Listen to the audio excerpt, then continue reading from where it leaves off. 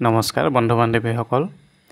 যিসকল ছাত্ৰ ছাত্ৰীয়ে ভৱিষ্যতে বিএড কোৰ্সত এনৰোল হ'ম বুলি ভাবিছে নাইবা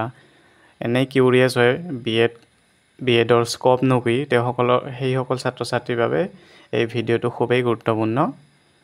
মই খুব কম সময়ৰ ভিতৰতে অসমত এতিয়াৰ সময়ত পৰিপ্ৰেক্ষিতত বিএড কোৰ্সটোৰ স্কোপনো কি বিএড কৰিলে কি হ'ব পাৰি অকল চাকৰিৰ কাৰণেই নে বিএডটো এইবিলাকৰ বিষয়ে খুব কম সময়ৰ ভিতৰতে আলোচনা কৰিম এতিয়া বিএড কৰাৰ আমাৰ যি অসমৰ ইউনিভাৰ্সিটি কেইখন আছে সেই ইউনিভাৰ্সিটি কেইখনৰ এফিলিয়েশন লৈ ভালে কেইখন প্ৰাইভেট কলেজ আছে তাৰ আন্ডাৰত আৰু কিছুমান ডাইটত আছে আৰু বিএড কলেজো আছে ইয়াৰ উপৰি বহুতে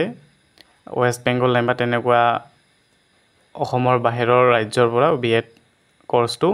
গ্ৰহণ কৰে তেতিয়া মই বিশেষকৈ অসমৰ পৰিপ্ৰেক্ষিততে কথাখিনি ক'ব ওলাইছো এক নম্বৰ আমি সকলোৱে জানো বিএড কৰা মানে টিচাৰ হোৱা এটা টিচিং অকল আপাৰ প্ৰাইমাৰী লেভেল হাই স্কুল লেভেল নাইবা হাই সেকেন্ডাৰী লেভেলৰ কাৰণেই টিচাৰ হ'ব কাৰণে বিএড প্ৰয়োজন নেকি আসলতে তেনেকুৱা নহয় আপোনালোকে ইয়াত মই স্লাইডত বনাই আছো চাব প্ৰথমতে কি আপাৰ প্ৰাইমাৰী এতিয়া আগলৈকে কেইবছৰমান আগলৈকে বিএড কৰিলে আপুনি এলপি স্কুলৰ টিচাৰ হ'ব পাৰিছিল অৰ্থাৎ এলপি টেট দিব পাৰিছিল কিন্তু সুপ্ৰিম কোৰ্টৰ এটা জাজমেন্টৰ পিছত এতিয়া আৰু নোৱাৰে অকল ইউপিৰ পৰা পাৰে আৰু আপাৰ প্ৰাইমাৰী হাই স্কুল আৰু হাই সেকেন্ডাৰী অৰ্থাৎ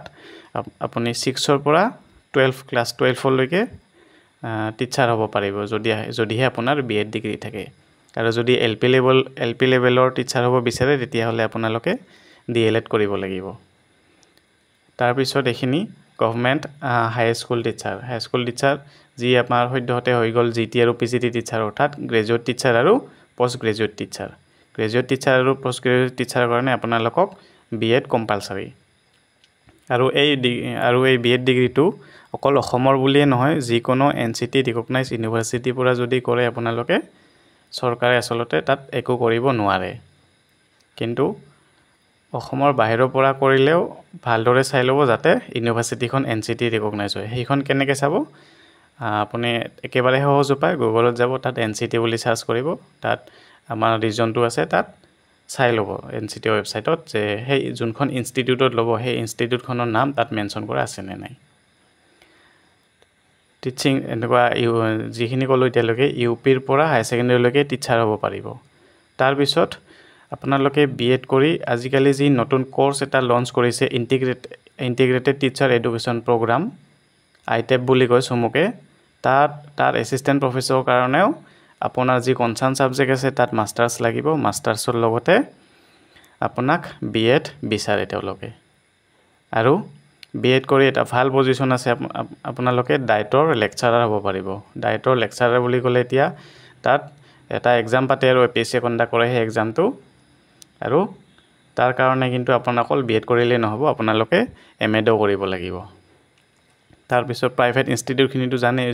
আজিকালি যিকোনো এখন ভাল প্ৰাইভেট স্কুলত কৰিব হলে আপোনালোকৰ পৰা বিএডটো বিচাৰেই আৰু আপোনালোকৰ যদি নেট স্লেট থাকে নাইবা এমএড থাকে তেতিয়া প্ৰাইভেট বিএড কলেজসমূহত এজ এ এসিস্ট্যান্ট